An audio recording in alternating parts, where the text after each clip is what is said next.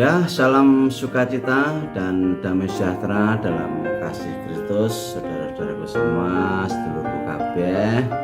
Sugeng pepanggihan malih kaya kula Pak Slamet Riyadi ya. Pak Pendeta Slamet Riyadi di kabar baik kepada sahabat. Ya, mugi sedulur lan sahabat tansah pinaringan bagas waras lan tansah pinaringan berkah saking Gusti Yesus. Amin. Kali ini saya akan melanjutkan pertanyaan. Masih banyak pertanyaan yang masuk ke sini. Ini dari saudara kita yang masih belum menerima Tuhan, karena saudara kita ini masih agak ragu tentang kitab. Nah, ini. Jadi beliau ini menceritakan tentang seringnya dia itu melihat di YouTube ya, tentang ya baik di YouTube saudara-saudara Muslim maupun di YouTube saudara-saudara Kristiani. Nah, beliau ini menceritakan setiap melihat di YouTube mereka itu mengatakan bahwa orang-orang Kristen itu mengubah Alkitab seperti itu. Namun di sisi lain dia setiap melihat di YouTube Kristen, dia merasakan kedamaian, bukan hujatan, tapi sebuah ajaran di mana tentang keselamatan. Nah, saudara ini ingin menanyakan, apakah orang Kristen telah mengubah Alkitab? Itu yang pertama. Yang kedua, apakah Al-Quran menggantikan Alkitab? Ya, pertanyaan ini memang agak serius ya. Karena kalau kita membahas tentang dua kitab ini, ya memang tidak akan ini ya, tidak akan, boleh dibilang tidak akan pernah menemukan kesamaan yang sama persis, tidak bisa. Namun sisa-sisanya sebenarnya tentu saja ada, dan tentu saja yang bisa menjadi rujukan ya otomatis yang pertama kan seperti itu. Oke, akan saya jawab ya saudaraku ya, biar lebih paham dan lebih adem, biar saudara itu nanti bisa menentukan pilihan kitab mana yang akan saudara ikuti. Memang sebagian muslim ya, sebagian saudara muslim itu menuduh orang-orang Kristen itu telah mengubah Alkitab untuk dicocok-cocokkan dengan doktrin mereka yang salah. Sekalipun tuduhan ini itu menjelaskan perbedaan antara Quran dan Alkitab. Nah, tuduhan ini itu tidak memiliki bukti yang kuat. Jadi Quran dan para sarjana itu sama-sama meneguhkan keaslian Alkitab. Bahkan kalau boleh saya katakan, Quran itu memuji Alkitab. Jadi Alkitab tidak mungkin sudah diubah sebelum atau pada zaman Muhammad. Karena kalau itu terjadi, Quran tidak akan memuji Alkitab. Nah, itu ada ayatnya, itu di surah 5 ayat 46. Dan kami iringan jejak mereka dengan Isa putra Maryam, membenarkan kitab yang sebelumnya, yaitu Taurat, dan kami telah memberikan kepadanya kitab Injil, sedang di dalamnya ada petunjuk dan terang atau cahaya yang menerangi dan membenarkan kitab yang sebelumnya, yaitu kitab Taurat, dan menjadi petunjuk serta pengajaran untuk orang-orang yang bertakwa. Itu ada di Quran ya, di surat kelima ayat 46. Jadi Alkitab tidak mungkin dirusak atau diubah, itu tidak mungkin.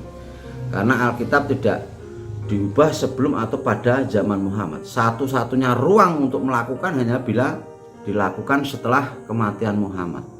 Namun bukti-bukti dari para sarjana ini memperlihatkan bahwa kalau kita melihat sejarah ya, dari abad ke-7 sampai 21 ini tidak ada doktrin penting yang berbeda dari teks dalam bahasa Ibrani dan juga Yunani.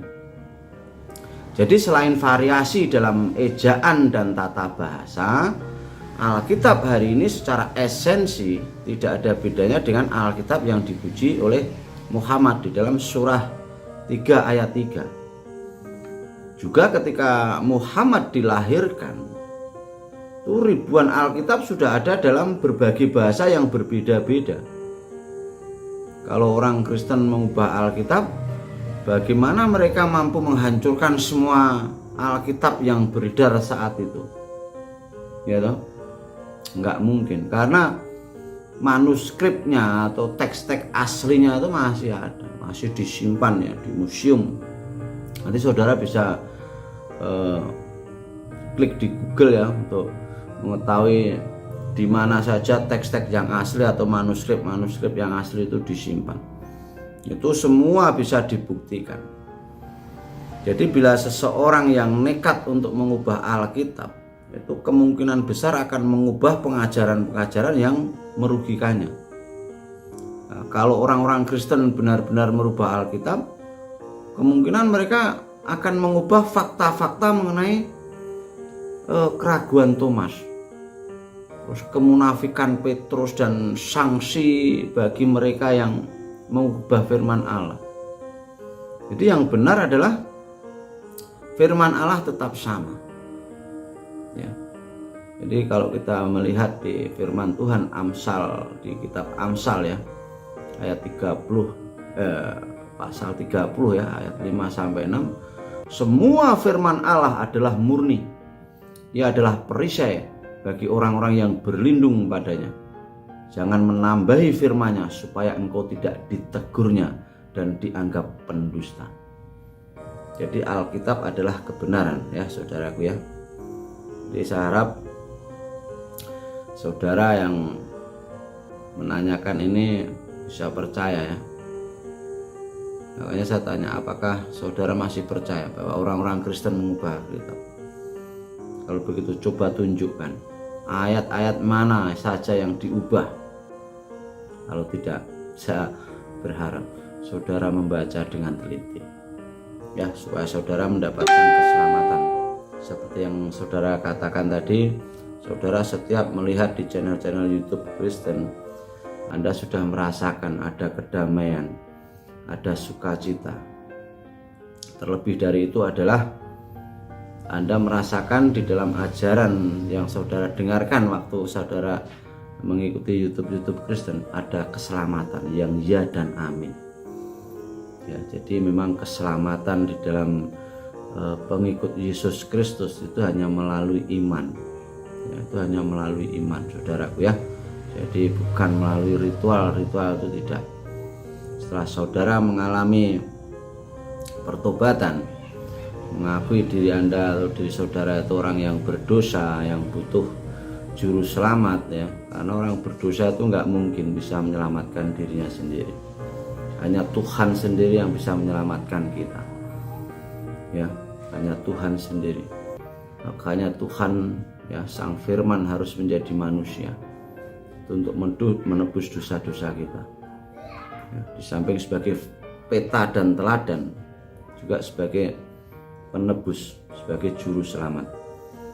Maka hanya melalui iman saja saudara bisa selamat. Melalui iman pada siapa? Pada Yesus Kristus ya.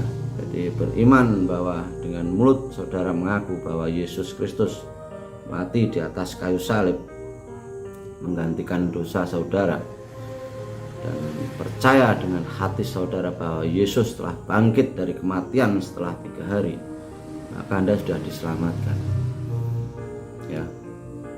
Tuh. Jadi saudara nanti kalau mati juga ikut dibangkitkan gitu. Dan ingat, hanya Yesus satu-satunya jalan ya menuju kerajaan surga, menuju kepada Bapa kekekalan. Maka hanya satu pribadi yang berani mengatakan bahwa dia adalah jalan kebenaran dan hidup. Hanya satu pribadi, itu Yesus Kristus. Tidak ada pribadi lain, baik nabi atau tokoh-tokoh besar atau tidak ada. Tapi Yesus Kristus yang adalah Tuhan itu sendiri, Sang Firman yang menjadi manusia karena menebus dosa umat manusia, berani mengatakan, akulah jalan dan kebenaran dan hidup. Tidak ada seorang pun yang datang pada Bapa kalau tidak melalui aku. Haleluya. Jadi saudaraku, jangan ragu lagi. Tetapkan hati saudara, baca firman Tuhan, yaitu baca Alkitab. Nanti saudara akan tahu siapa itu pribadi Yesus Kristus, dan akan tahu Alkitab yang adalah firman Tuhan ya.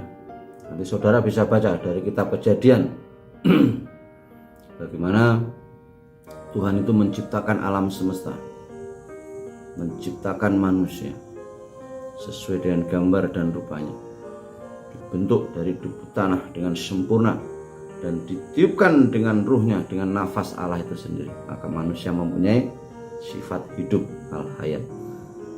Nah, supaya kita bisa selamat, saudara harus terima Yesus. Itu aja ya, simpel. Nah, sekarang pertanyaan yang kedua tadi, apakah Quran menggantikan Alkitab?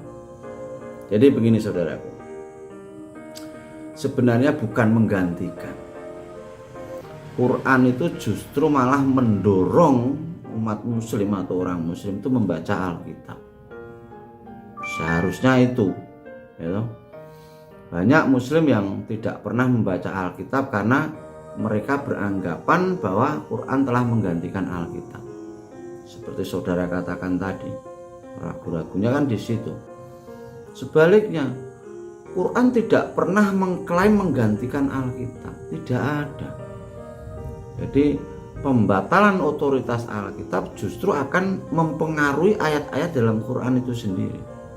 Misalnya saudara baca di Al-Quran ya, di surat kedua ayat 106 misalnya. Jadi justru ya, Quran itu menginstruksikan, bukannya melarang, malah menganjurkan sebenarnya. Ya, menganjurkan orang muslim untuk membaca Alkitab. Nanti saudara bisa baca ya, di Quran itu ada di surah kelima yang ayat 44 dan 46. Juga di surah ketiga ayat 3. Ada lagi di surah ke-10 ayat 94 sampai 95. Nanti saudara cek aja ya, nggak perlu saya jelaskan secara detail. Buktikan aja apa yang saya katakan ini, buka kitab saudara. Itu justru menginstruksikan ya, supaya umat muslim itu membaca Alkitab. Ya. Walaupun para sarjana muslim dan kalau boleh saya katakan telah ini dalam sejarah ya, supaya saudara paham, telah membatalkan puluhan ayat Quran, namun kaum muslim tetap ya, masih tetap membacanya. Karena itu semua kaum muslim itu patutlah membaca kitab suci ya, yang tidak akan pernah tergantikan, yaitu Alkitab. Ada di dalam rukun saudara kan ada ya, rukun iman yang ke berapa ya? Yang keempat. Dan iman pada kitab-kitab Allah. Jadi kalian mengimani juga harus membaca. Bukan cuma mengimani toh. Kalau kalian nggak membaca, nggak tahu isinya, ya bagaimana kalian mengerti? Bahkan kan di dalam kitab saudara dikatakan bahwa di dalam Taurat itu ada petunjuk, ya kan? Di dalam Injil ada cahaya, ada terang. Nah, ini kalian harus baca. Kalau nggak baca ya nggak tahu isinya. Jangan terpengaruh dengan omongan orang yang dipalsukan dan lain sebagainya. Itu hanya akan menyesatkan saudara. Saudara harus punya pilihan. Ya, ini tentang keselamatan masalahnya, bukan tentang agama. Kalau orang sudah terdoktrin tentang agama ya repot, ya toh.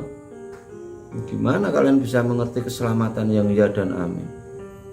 Kalau kalian tidak mengerti kitab-kitab Allah yang sesungguhnya, ya dari Taurat, Zabur, Injil dan lain sebagainya, kitab-kitab para nabi itu kan semua ada di dalam Alkitab. Ya. Kalian harus baca. Kalau nggak baca itu kalian nggak tahu, nggak akan tahu. Ya, kalian nggak akan tahu. Makanya saudara harus baca supaya kalian tahu ya. Karena apa? Firman Tuhan mengatakan. Jadi karena itu semua kaum muslim itu, kalau bisa katakan ya, patutlah ya membaca kitab suci ya, yang tidak akan pernah tergantikan, yaitu Alkitab. Jadi Tuhan berfirman, langit dan bumi akan berlalu, tetapi perkataanku tidak akan berlalu. Ya, itu ada di Injil Matius pasal 24 ayat 35. Jadi perkataan Tuhan, firman Tuhan itu tidak akan berlalu, tidak akan pernah berlalu. terjaga.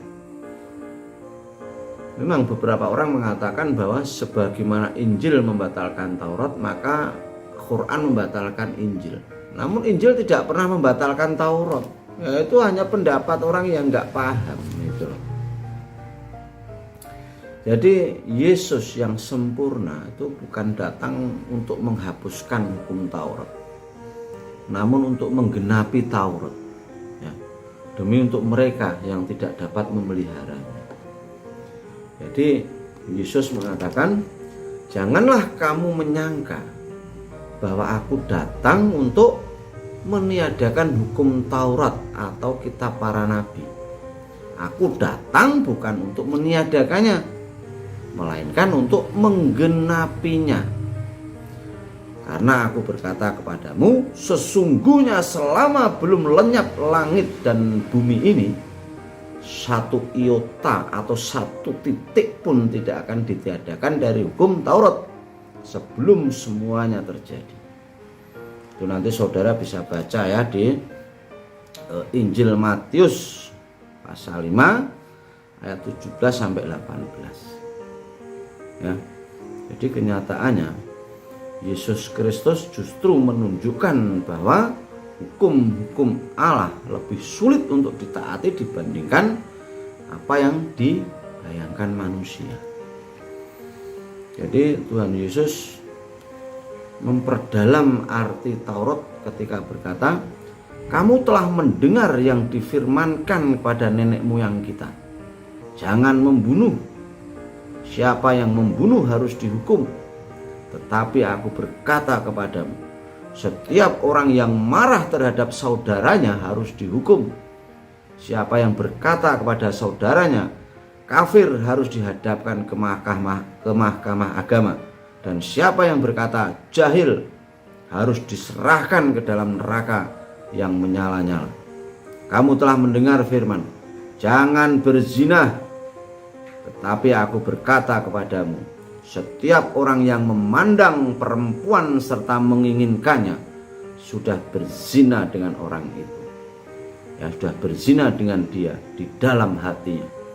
Nanti saudara bisa baca di Injil Matius pasal 5 ayat 21 sampai 22 dan di ayat 27 sampai 28. Ya, supaya saudara mengerti, enggak ada Injil meniadakan Taurat, itu enggak ada, justru menggenapi. Jadi kedatangan Tuhan Yesus Kristus ke dunia ini, ya, Sang Firman yang menjadi manusia itu menggenapi, ya, bukan hanya menggenapi saja, juga menjadi peta dan teladan, ya, juga menebus kita, ya, supaya saudara nanti paham.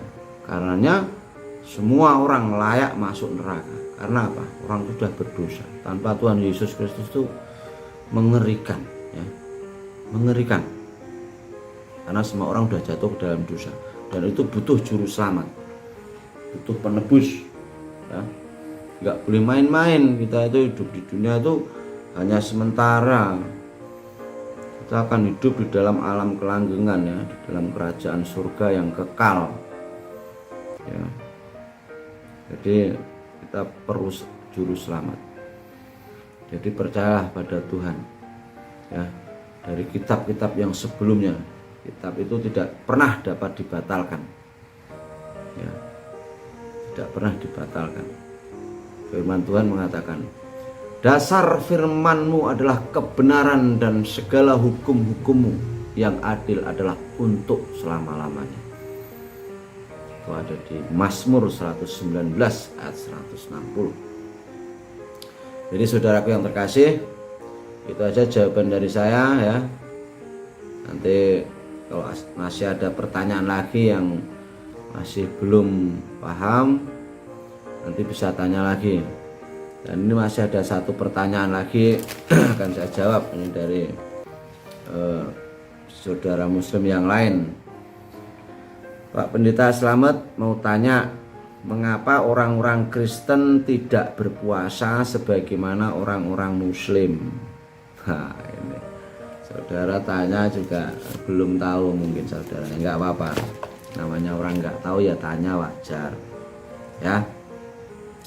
Begini saudaraku, ya, kaum Muslim dan Kristen itu sama-sama berpuasa, ya, namun dengan tujuan yang berbeda, gitu loh. Jadi demi menaati salah satu dari 5 rukun, ya, untuk seorang Muslim itu wajib berpuasa pada bulan Ramadan. Jadi banyak kaum Muslim yang dengan tulus berusaha memperoleh berkah dan pengampunan saat berpuasa. Nah, bagi orang-orang Kristen, puasa bukan kewajiban, tapi merupakan salah satu bentuk wujud syukur. Ya, dengan tidak makan justru memberi mereka kesempatan untuk menyatakan kepuasan mereka kepada Allah dan bukannya kepada makanan. Nah, ini bedanya, ya. Jadi menyatakan kepuasan mereka kepada Tuhan. Itu ada di Injil Lukas, ya, pasal 4 ayat 4. Di samping itu bagi orang-orang pengikut Kristus Yesus, berpuasa itu merendahkan diri di hadapan Tuhan. Nanti saudara bisa baca di kitab Daniel pasal 9 ayat 3 dan pasal 10 ayat 12. Di samping itu, puasanya orang Kristen itu memohon pertolongan Tuhan. Yaitu ada di 2 Samuel, ya, pasal 12 ayat 16, dan di kitab Ester pasal 4 ayat 16, dan di kitab Esra pasal 8 ayat 23. Nah, lebih lagi orang Kristen juga berpuasa, enggak berpuasa. Jadi orang Kristen itu kalau berpuasa untuk apa? Seperti yang saya katakan tadi, masih ada lagi untuk mencari kehendak Tuhan. Yaitu di Kisah Para Rasul, ya, pasal 13 ayat 2 sampai 3. Lebih daripada itu, orang Kristen berpuasa itu untuk apa? Untuk bertobat dari dosa. Ya, itu ada di Yunus, kitab Yunus, ya, pasal 3 ayat 5 sampai 10. Nanti saudara bisa baca. Dan di 1 Raja-Raja pasal 21 sampai pasal 21 ayat 25 sampai 29. Jadi orang Kristen itu berpuasa, itu menyembah Tuhan tanpa gangguan. Jadi walaupun Yesus mendorong kita untuk berpuasa, dia tidak pernah menetapkan kapan atau berapa lama seseorang harus berpuasa, ya, tidak. Jadi para pemimpin agama pada zaman Yesus itu memang ada yang membanggakan diri, ya, bahwa mereka berpuasa 2 kali seminggu, ya, seperti kaum Farisi dan banyak yang ini, ya. Namun Yesus Kristus mempertanyakan kesungguhan hati mereka. Nah, orang-orang Kristen hanya meneladani contoh dari Tuhan Yesus. Apa itu contoh dari Yesus dalam hal puasa? Jadi pada awal pelayanan Yesus di depan umum, sebelum melakukan mukjizat-mukjizat dan mengajar, dia berpuasa selama 40 hari.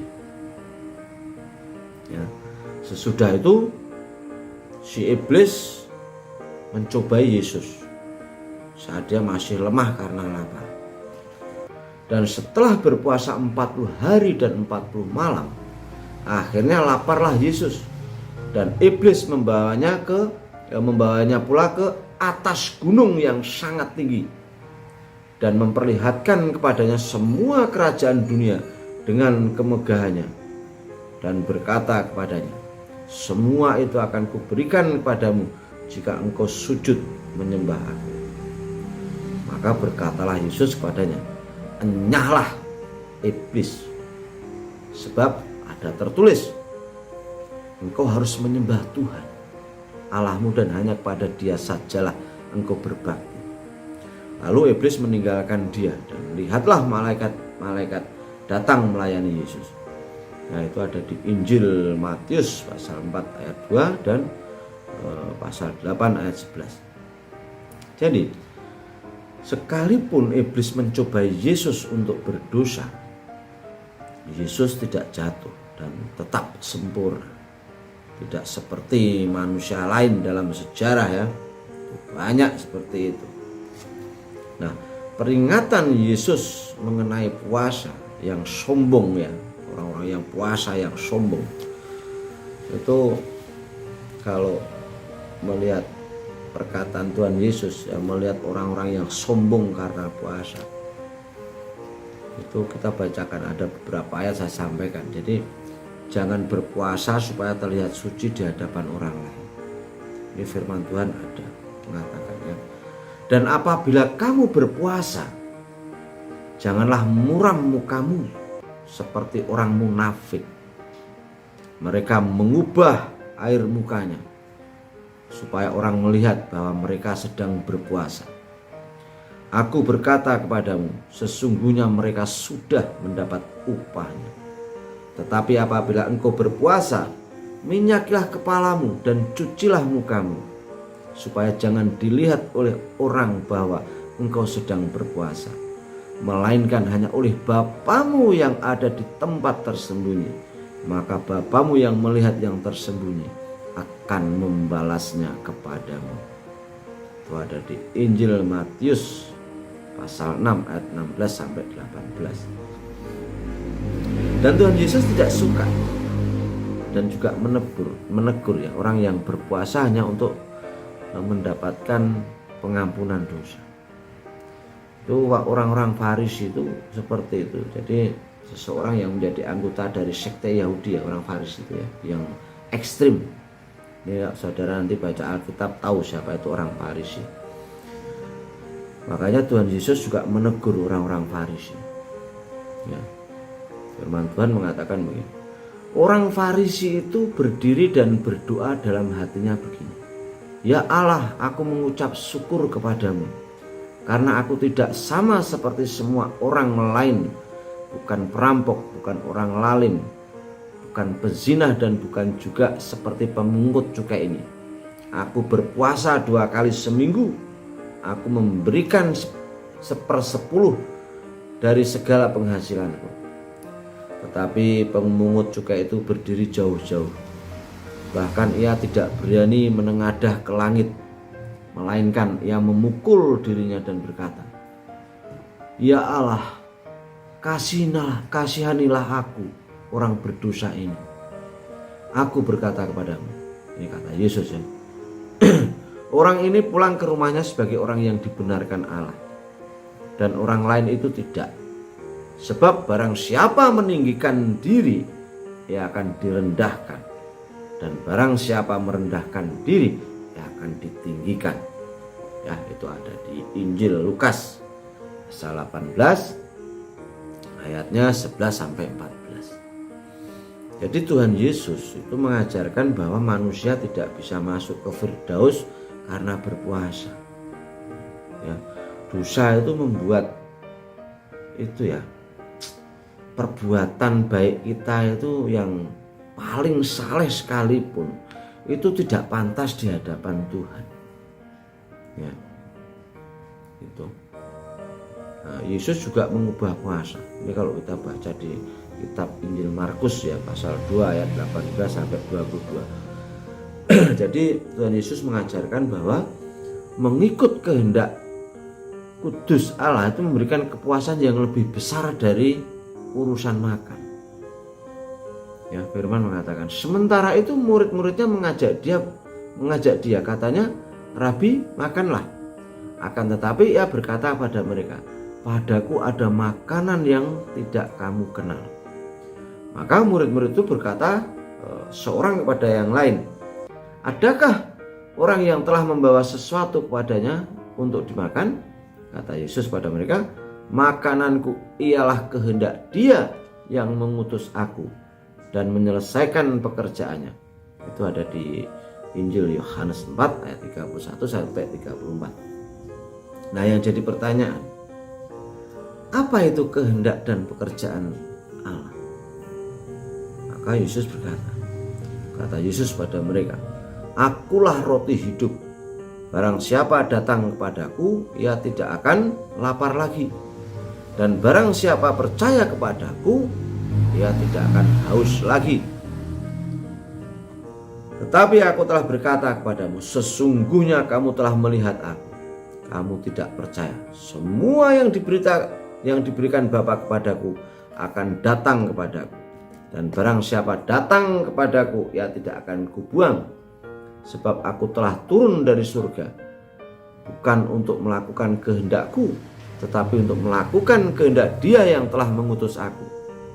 Dan inilah kehendak Dia yang telah mengutus aku, yaitu supaya dari semua yang telah diberikannya kepadaku jangan ada yang hilang, tetapi supaya aku bangkitkan pada akhir zaman. Sebab inilah kehendak Bapakku, yaitu supaya setiap orang yang melihat Anak dan yang percaya kepadanya beroleh hidup yang kekal, dan supaya aku membangkitkannya pada akhir zaman. Itu ada di Injil Yohanes 6 ayat 35 sampai 40. Jadi sama seperti manusia akan mati ketika tidak makan, ya, maka kita juga akan mati secara rohani, terpisah selamanya dari Tuhan, dan harus menghabiskan kekekalan di dalam neraka kalau kita tidak menerima Yesus Kristus sebagai Tuhan dan Juru Selamat, Sang Roti hidup itu. Karena Dia turun dari surga, lahir dari anak darah, ya. Yesus menyebut Allah sebagai Bapanya melalui kehidupannya yang sempurna, kematian dan kebangkitannya. Yesus membuktikan bahwa Dia adalah Allah sekaligus anak Allah. Jadi Yesus Kristus itu menggenapi kehendak Bapanya, menyelamatkan orang-orang berdosa, ya saudara dan saya ini, ya, itu dengan menanggung dosa saudara di atas kayu salib, menanggung dosa saya di atas kayu salib, dan menanggung dosa semua umat manusia di atas kayu salib. Dengan membangkitkan Yesus dari antara orang mati, Allah menyatakan bahwa Dia telah menerima pengorbanan Yesus. Bagaimana saudara? Apakah saudara menerima Sang Roti hidup, Sang Juru Selamat? Saudara harus berbalik dari dosa dan percaya pada kematian dan kebangkitan Yesus supaya bisa menyelamatkan saudara. Tidak lagi percaya pada amal ibadah sendiri melalui, ya, kalau bisa katakan, Anda harus ini, ya, tidak lagi percaya pada amal ibadah sendiri yang melalui perbuatan-perbuatan seperti berpuasa atau apa. Tidak. Keselamatan itu hanya melalui iman, ya. Setelah menyelamatkan saudara dari dosa, Yesus memberi saudara kemauan dan kekuatan untuk memuliakan Tuhan melalui perbuatan-perbuatan baik, seperti misalnya berpuasa itu tadi. Jadi saudaraku yang kasih, saya bacakan firman Tuhan lagi, ya, supaya saudara lebih kuat. Tetapi sekarang, setelah kamu dimerdekakan dari dosa-dosa dan setelah kamu menjadi hamba Allah, kamu beroleh buah yang membawa kamu pada pengudusan, dan sebagai kesudahannya ialah hidup yang kekal. Sebab upah dosa ialah maut, tetapi karunia Allah ialah hidup yang kekal dalam Kristus Yesus Tuhan kita. Haleluya. Itu ada di kitab Roma pasal 6 ayat 22 sampai 23. Jadi saudaraku yang terkasih, itu aja dulu jawaban dari saya. Untuk sementara 3 pertanyaan dulu, nanti kalau ada waktu saya sambung lagi pertanyaan yang berikutnya, karena sebentar lagi saya juga harus ada pelayanan, ya. Jadi terima kasih. Nanti kalau masih kurang jelas bisa tanya lagi untuk kelanjutannya, apa yang harus dilakukan seandainya saudara sudah menerima Tuhan, sudah beriman. Itu aja dari saudaraku, ya, dari saya saudaraku, sahabat terkasih di Kabar Baik pada Sahabat. memang channel ini saya dedikasikan untuk saudara-saudara semua ya, yang belum mengenal Tuhan maupun yang sudah mengenal Tuhan. Kiranya ajaran kasih dan keselamatan dari Yesus Kristus ini bisa sampai kepada saudara. Nah, itu aja dari saya, dan jangan lupa ya untuk di like dan di subscribe ya. Oke, itu aja dari saya. Terima kasih. Tuhan Yesus memberkati kita semua. Haleluya. Maranatha. Amin.